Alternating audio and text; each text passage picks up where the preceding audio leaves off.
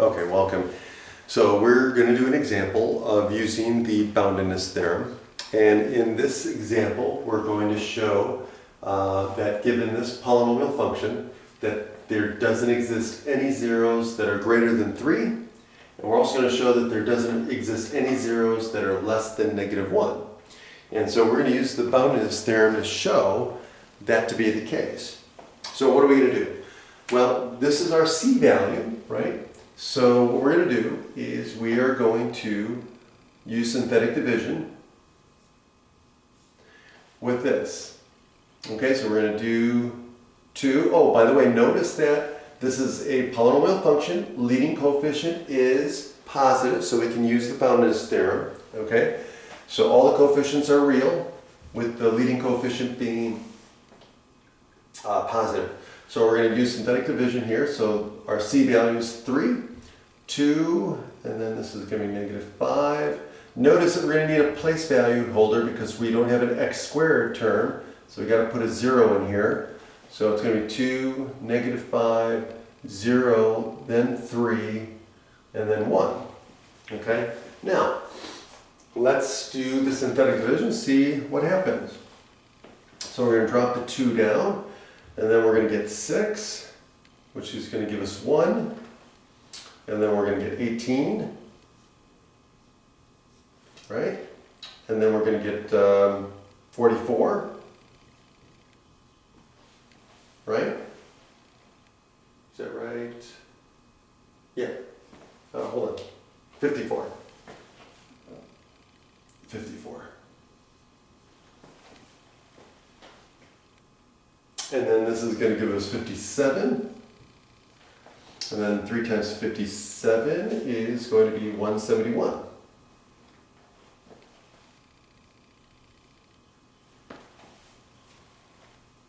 Which is going to give us 172.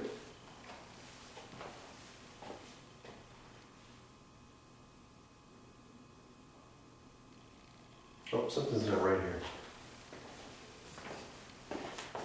Oh, I multiplied 3 by 6. That's why. I knew something. These were getting too big. Okay, let's try this one more time. Okay, so we drop the 2 down.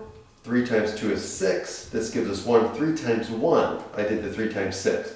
3 times 1 is 3, which is going to put us 3. This gives us a 9. And then this is going to give us 12. And then 3 times 12 is 36, and we get 37. Okay, that's correct. Okay, so now if we look at the bottom row, we notice that the bottom row are all non-negative, even the remainder, right? So we notice that these are all non-negative. So by the boundedness theorem, since this is a positive number and all these numbers are non-negative, this implies that there are no zeros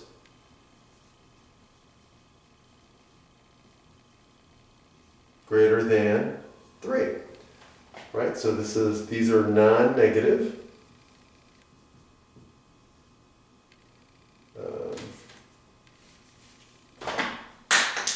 Oops.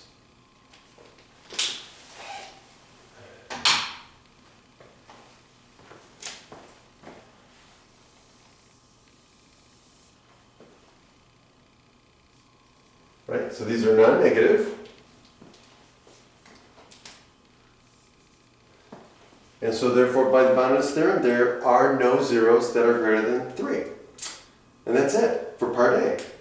So now if we do part B, we're going to do the same thing, but this time our C is -1. So we're going to do -1. And I'm going to write out the coefficients again.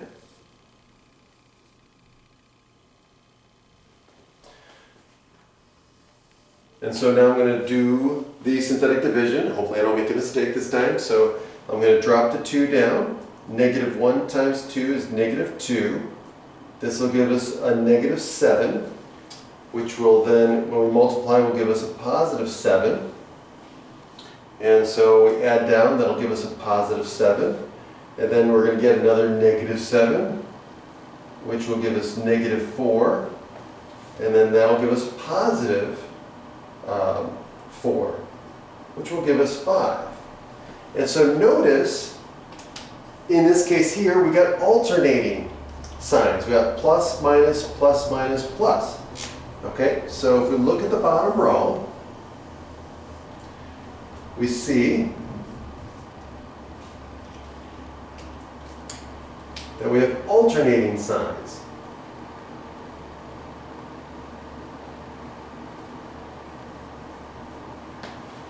Okay? And so this tells us there are no zeros.